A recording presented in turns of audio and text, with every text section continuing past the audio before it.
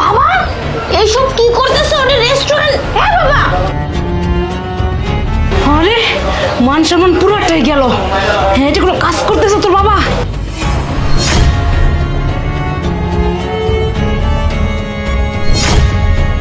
C C, এই লোকটা এসব কি করতেছে?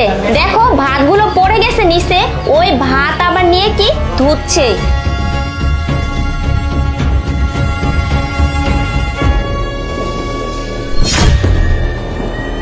আবার দেখো ধুয়ে ওইগুলো খাচ্ছে। ইস, ইস, ছি। আমার তো বমি আসতেছে। এ কি মানুষ না অন্য কিছু? দেখো একটা ভালো রেস্টুরেন্টে আসছি খাওয়ার জন্য, লাচ্ছি খাচ্ছে কত সুন্দর। এই লোকটার কাহিনী কাণ্ড দেখে না আমার একদম বমি আসতেছে, মনে হচ্ছে আমি এখনই চলে যাই। বাবা তুমি এটা কি করলে? নিচে কতটি ভাত পড়ে গেছে, এটি আবার তুলে আবার ধুয়ে খাচ্ছ। ছি বাবা, আমাদের তো মান সম্মান তুমি কিচ্ছু রাখলে না, কেন এসব করছো? তোর বাবার কি আর জ্ঞান বুদ্ধি বিবেক কিছু আছে? ওর মান সম্মান বলতে কিছু আছে? এখন তাড়াতাড়ি গিরো, এখান থেকে যেতে হবে। মান সম্মান তো কিছুই রাখলা না। আমার প্লেট থেকে এক মুঠো ভাত পড়ে গেছে, এই ভাতটা ধুয়ে আমি আবার খাইছি।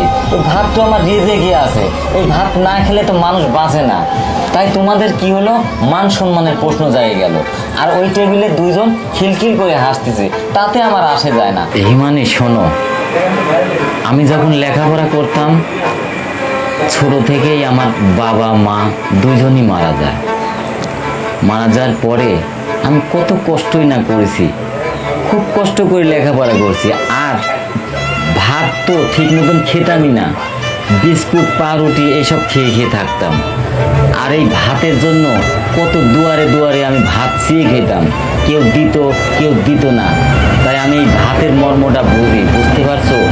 এই ভাতকে আমি অনেক সম্মান করি। তোমরা টিভির মধ্যে দেখো নাই, বন্যায় অনেক মানুষ কষ্টে ভোগ করতেছে, জায়গায় জায়গায় মানুষ আটকে আছে, মানুষ খাবার পাচ্ছে না, শুকনা রুটি খাচ্ছে, বিস্কুট খাচ্ছে, শুদ্ধ পানিও পাচ্ছে না, তারা অনেক কষ্ট করতেছে।